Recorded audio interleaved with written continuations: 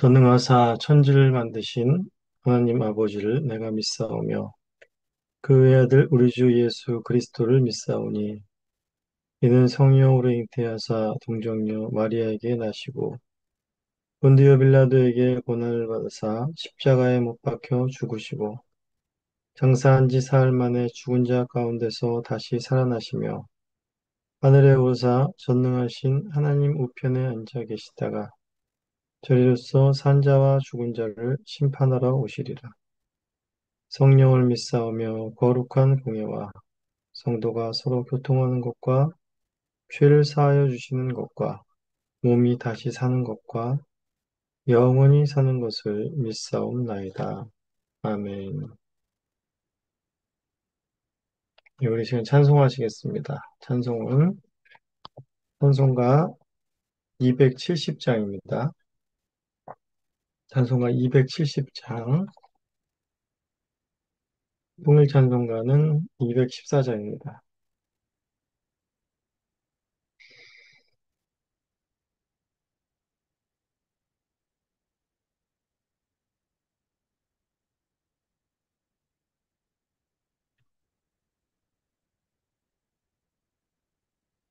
찬송가 270장 1절과 2절을 찬송하시겠습니다.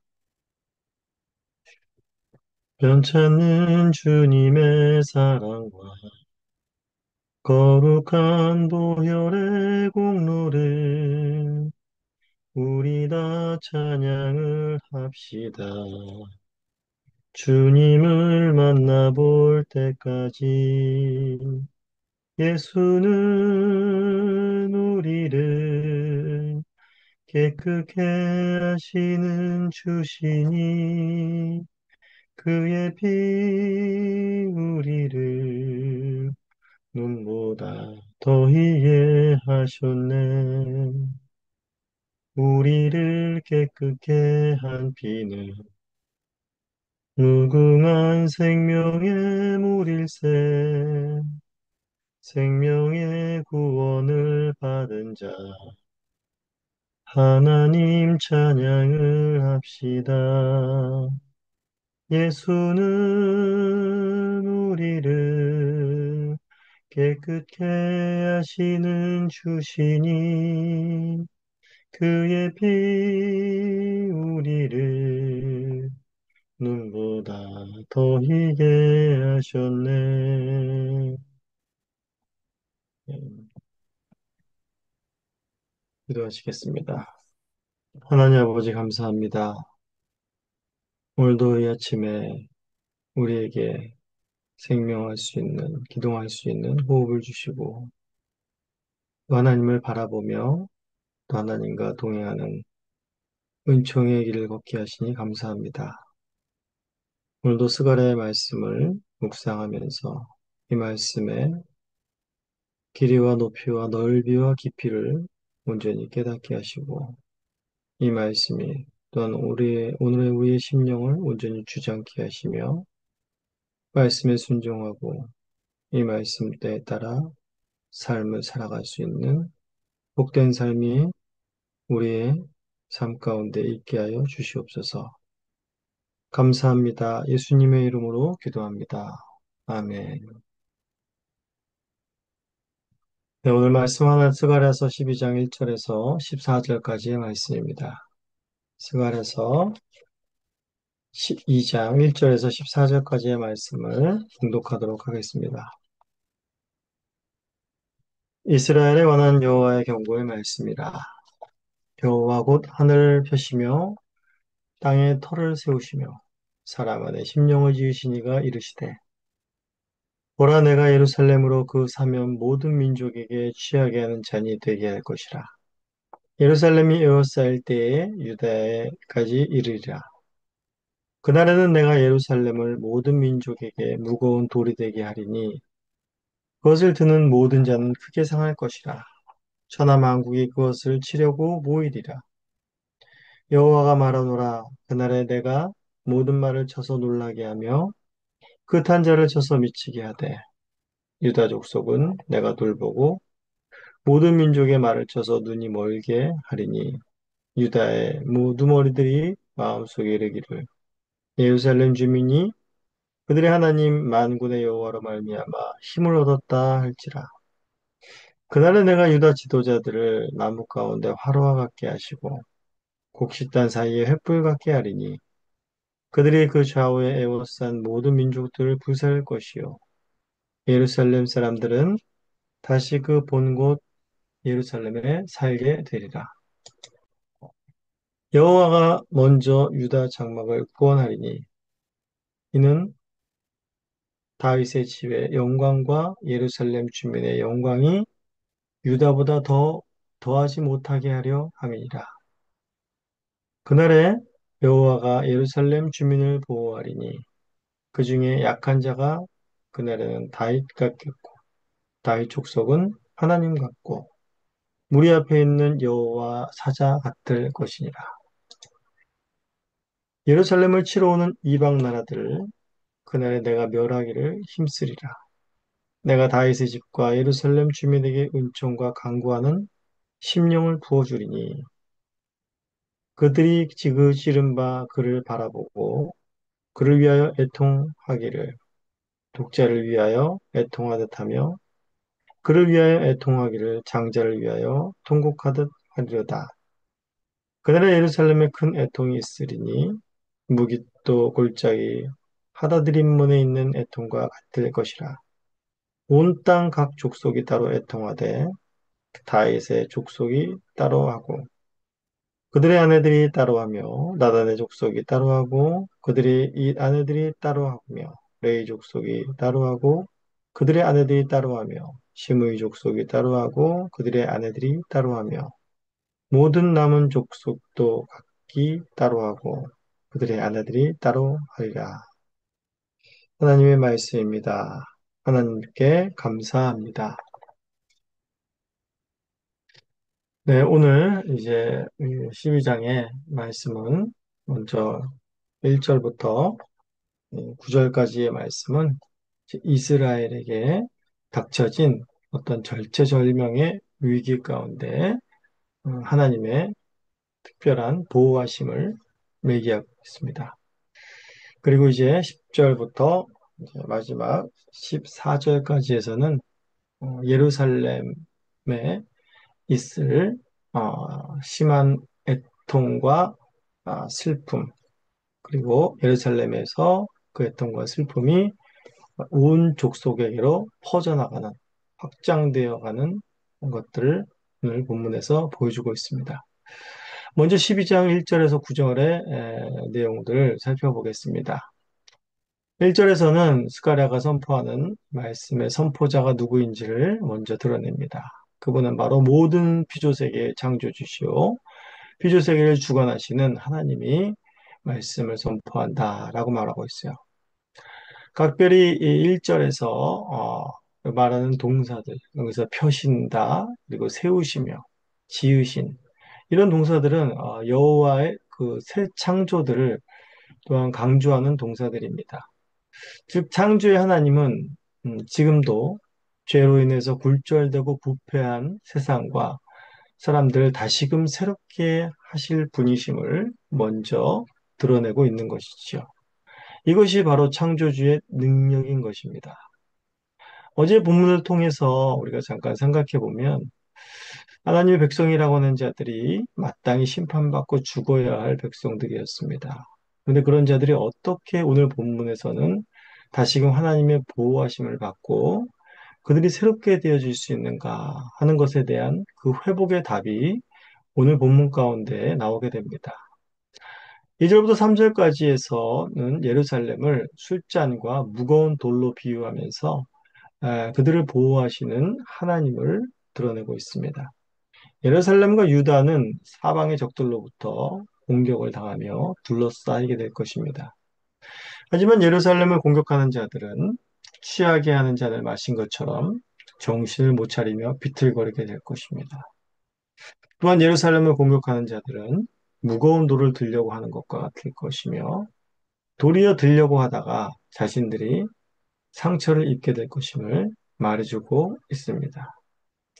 또한 4절부터 5절에서는 이스라엘을 치러 오는 마병들이 말을 쳐서 어, 그들 놀라게 할 것이며 또한 말의 눈을 멀게 만드신다라고 말하고 있습니다. 당시에 이 말이라는 것은 오늘날 이제 기갑전차와 같은 그런 강력한 무기였었죠. 그런데 그 말들의 눈이 보이지 않게 한다라고 말한다면 그런 강력함은 순식간에 무용지물이 될 것입니다. 눈이 보이지 않으면 막 서로 부딪히고 다른 길로 달려가면서 혼란만 야기하고 스스로 이제 멸절하게 되는 그런 결과를 낳게 되는 것이죠. 이렇게 하나님이 그의 백성들을 보호하시는 모습을 보면서 유다의 우두머리들은 예루살렘의 능력은 만군의 여호와 안에 있다라고 고백하게 될 것임을 말해주고 있습니다. 즉 하나님의 택한 백성은 스스로 무엇을 하여 강하여지거나 힘을 얻는 것이 아니라 그들의 하나님 안에 있는 것이 하나님 안에 거하는 것이 가장 큰 능력이요 힘이라는 사실을 깨닫게 된다라는 말인 것이죠. 이러한 능력이 유다의 지도자들을 또한 강하게 할 것임을 6절에서 말씀하십니다. 6절에서는 하나님께서 유다의 지도자들을 나무 가운데 화로 같게 하시며 곡식단 사이에 횃불 같게 하셔서 그들을 대적하는 적들을 모두 불살라 버릴 것이다 라고 하십니다. 나무 가운데 화로가 있다면 어떻게 되겠습니까? 그 나무에 금세 불이 번져 타버릴 것이죠. 곡식단 사이에 횃불이 있으면 어떻게 되겠습니까? 그 곡식단은 역시 금세 불이 붙어 타버릴 것입니다. 이 말은 유다를 대적하는 이들이 순식간에 유다의 지도자들로 말미암아 파괴되고 섬멸당할 것임을 말해주고 있는 것입니다. 하나님께서는 유다의 지도자뿐만 아니라 유다의 모든 족속들을 강하게 하실 것입니다. 유다의 족속들은 비록 초라한 모습이고 지금은 속국으로 약한 자들 같습니다. 하지만 이들 하나님께서 어떻게 하신다고 말씀하십니까? 그들을 영광스럽게 할 것이며 이들은 약한 자라도 다윗 같게 하시고 다윗 족속은 또한 하나님 같게 하시고 우리 앞에 있는 여호와의 사자 같게 할 것이다 라고 말합니다. 이 유다 족속들을 바로 이렇게 다윗 같게 하시고 하나님 같고 여호와의 사자와 같게 하신다라는 말은 무엇입니까? 전부 다 이것은 하나님의 능력 안에서 유다의 족속들에게 그만큼 강하게 하실 것이란 뜻이지요. 유다의 족속들에게 거칠 것이 없음을 말하고 있는 것입니다. 바로 하나님의 능력이 그들과 함께한다라는 것을 말해주고 있는 것입니다. 11장 이제 10절에서는 이제 은총이란 막대기를 꺾어버리고 모든 백성들과 맺은 언약을 폐하려 한다라고 말씀하셨지만 하나님은 결코 언약을 파기하지 않으셨음을 오늘 본문 속에서 또한 보여주고 있는 것입니다. 언제나 백성들이 언약을 파기했지 하나님은 한 번도 그 언약을 파기하지 않으셨습니다. 그 백성들을 언약 안에서 보호하고 사랑하셨다라는 것이죠. 그것이 바로 오늘 본문 속에서 보여주는 하나님의 그 백성들을 보호하시는 근원이 되는 것입니다. 그렇다 이제 10절부터 14절까지는 그리고 예루살렘에 임한 심한 통곡과 그 통곡이 온 족속에게로 퍼져나가는 것을 보여주고 있습니다. 이 통곡은 어떤 통곡인가? 독자를 위하여 애통하는 것 같고 장자를 위하여 통곡하는 것 같다라고 말합니다. 독자와 장자를 잃은 것 같은 아픔과 고통의 통곡이 이 예루살렘에 임한다는 것이지요. 이것은 독자와 장자를 잃어보지 않고는 헤아릴 수 없는 그런 극심하고 큰 고통일 것입니다. 그러나 여기서는 단순히 극도로 어떤 슬픈 일을 당하여 애통해하고 통곡해하는 그런 류의 슬픔을 말하는 것이 아닙니다. 이것은 바로 성령의 역사로 인한 애통인 것입니다. 내가 다윗의 집과 예루살렘 주민에게 은총과 강구하는 심령을 부어주리라 라고 말씀하셨죠. 바로 이들에게 임하는 성령의 은혜로 말미암아 이들은 자신들의 죄를 깨닫게 되고 통곡하는 애통해 하는 것입니다. 바로 회개의 역사는 스스로 돌아보아 자신이 판단하여 잘못을 인정하여 이루어지는 것이 아님을 우리는 알아야 합니다. 회개의 영이 임하지 않으면 결코 스스로의 힘으로는 회개가 불가능한 것입니다. 이들은 무엇을 보고 그렇게 회개의 애통을 하게 되는 것일까요? 바로 그들이 찌른 바를 바라보고 애통하는 것이다 라고 말합니다. 여기서 찌른 바라고 하는 것은 찌른 자라는 말입니다. 이들이 찌른 자가 누구입니까? 구약시대부터 하나님은 선지자들을 보내어서 하나님의 심판과 회복의 메시지를 전한 주의 종들을 바로 핍박하고 죽이기까지 한 것이 바로 이스라엘이었습니다. 즉 선지자들을 찌른 것은 하나님을 거부하고 하나님을 찌른 것이라 할 수 있죠. 각별히 여기서 찌른 자라는 말은 요한복음 19장 37절에서 요한이 십자가에 못 박히신 예수님을 보고 인용한 말씀입니다. 요한이 바로 이 스갈에서 말씀을 인용한 것이죠. 그 말씀이 뭐라 나와 있습니까? 또 다른 성경에 그들이 찌른 자를 보리라 하였느니라 라고 요한은 기록합니다.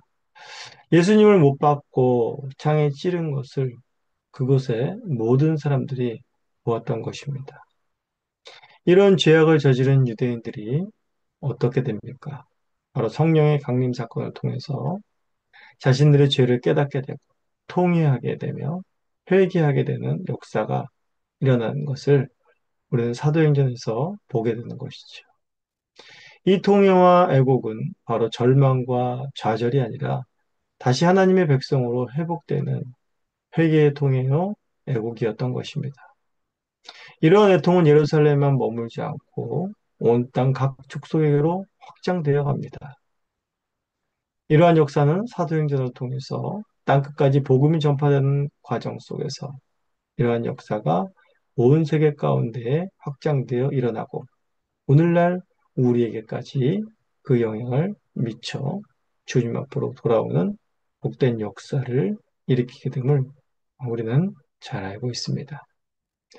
오늘의 본문을 통해서 한 가지 하나님의 진정한 능력과 위대함은 어디 있는가를 생각해 보게 됩니다. 하나님의 능력과 위대함은 단순히 적들을 물리치거나 하나님의 백성을 보호해주는 것 이상에 있음을 알 수 있습니다. 그것은 바로 마땅히 죽어야 하고 더 이상 변화의 가능성을 어디서도 찾아볼 수 없는 자들을 변화시키신다는 것입니다. 회개하게 하며 정결케 하시며 하나님께로 돌아오게 하는 능력은 하나님만이 하실 수 있는 진정한 능력인 것입니다. 흔히들 부모가 자녀를 키우면서 한결같이 이야기하는 것들이 있지요. 자식이 부모 마음대로 되지 않는다라는 것입니다. 그런데 하나님은 하나님이 계획하신 대로 자녀들을 만들어 가십니다. 반드시 그렇게 만드시고 실패하지 않으실 것입니다. 이것이 바로 하나님의 백성들에게 있는 가장 큰 복이요. 이 세상을 살아갈 수 있는 소망이요. 힘인 것입니다. 오늘도 우리의 심령을 부드럽게 하시고 우리를 하나님의 형상으로 빚어가시는 그 하나님 앞에 순종하시며 그분께 우리 자신을 내어드리고 하나님께서 오늘도 우리를 다스려 주시고 하나님의 형상으로 빚어가 주소서 라고 간구하며 살아가시는 복된 하루 되시기를 간절히 소원합니다. 우리 전 다 함께 주님께서 가르쳐 주신 기도를 올리겠습니다. 하늘에 계신 우리 아버지여 이름이 거룩히 여김을 받으시오며 나라가 임하시오며 뜻이 하늘에서 이루어진 것 같이 땅에서도 이루어지이다. 오늘 우리에게 일용할 양식을 주시옵고 우리가 우리에게 죄 지은 자를 사하여 준 것 같이 우리 죄를 사하여 주시옵고 우리를 시험에 들게 하지 마시옵고 다만 악에서 구하시옵소서.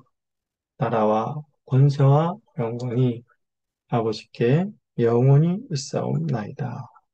아멘.